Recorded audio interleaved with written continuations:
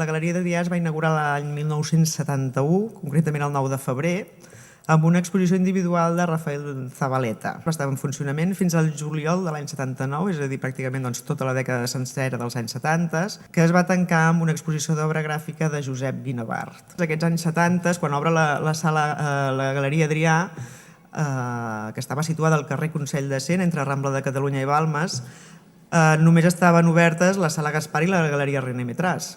I de fet no va ser fins al 74 que van obrir la Dau al Set i la Galeria Maec. El 75 va ser quan va obrir la Galeria Eude i hem d'esperar fins al 76 perquè s'obri la Fundació Miró a Montjuïc o la Galeria Joan Prats a la Rambla de Catalunya. La Galeria Adrià va ser fundada pel Miquel Adrià, que porta el seu nom, que era un empresari dedicat a la construcció i a l'hostaleria bàsicament, que per recomanació i per coneixença d'un galerista italià va decidir obrir aquesta galeria. Va saber aglutinar un grup d'artistes de molta qualitat, apostant per artistes en aquell moment joves i que varen poder presentar autèntiques novetats a la Barcelona d'aquell moment.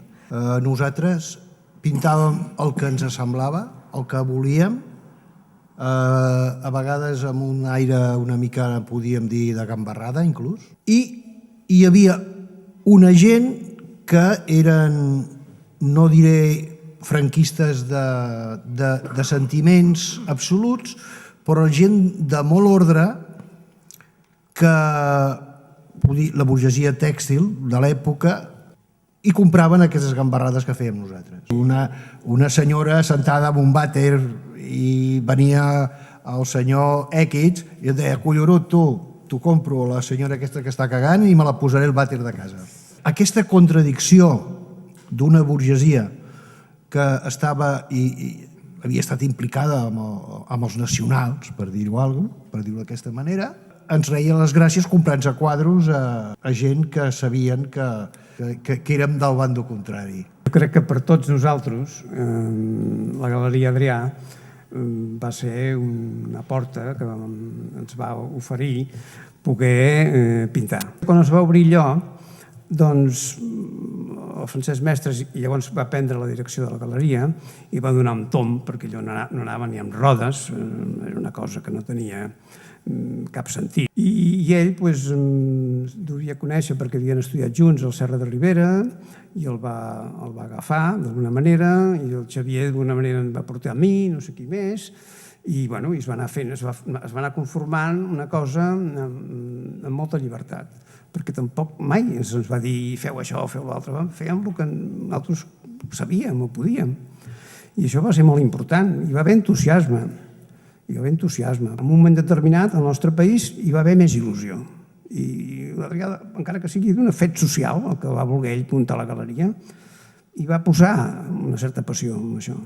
I els mestres també, que estem aquí.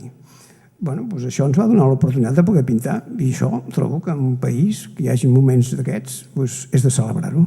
Dic en aquell moment que no hi havia masses artistes, no hi havia masses galeries, no hi havia tants museus. La gent no acostumava a anar a veure massa els pocs museus que hi havia. Sí que en canvi anava molt més a les galeries. Jo recordo que hi havia galeries que obrien el diumenge al dematí. Vull dir, va ser per tots nosaltres en el moment aquell en què sortíem de l'obra, va ser una injecció enorme d'entusiasme. I això quan comences és molt important. Mai se'ns va condicionar a dir fes això, fes allò. En aquell moment, ni que fos amb les limitacions de l'època i de la gent amb què treballava en aquesta galeria, jo diria que es va fer una tasca, diríem, de divulgació de l'art com les institucions no havien fet aleshores. Avui sí que la fan una mica més, però en aquell moment les institucions no existien, no feien res per això. Generar nous artistes, donar-los marge, estimular-los, pagar-los,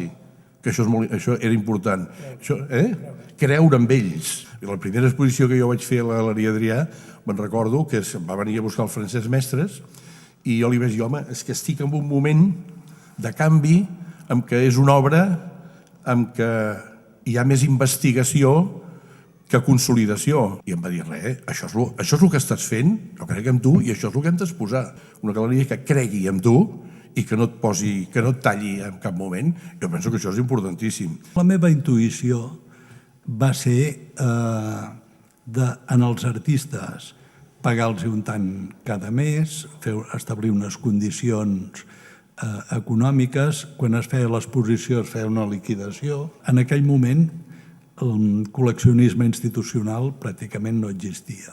És a dir, tot el col·leccionisme que hi havia era la classe burgesa i la classe mitja que compraven allò que els agradava sense cap mena de problema. Jo crec que vam vendre molt. Vam vendre molt i bé. L'Artigau deia la gambarrada. Bueno, si ell volia fer una gambarrada, que de fet alguna en vas fer, però jo us asseguro que a part d'aquesta línia de senyors en el vàter o així, també hi havia una línia més lírica, més intimista, i cadascú s'expressava com volia i hi havia un cert eclecticisme. Jo em podia agradar una obra figurativa, una obra abstracta, una obra de 3 dimensions, una obra gran, una obra petita, sempre i quan al darrere hi hagués un artista que tingués alguna cosa a comunicar.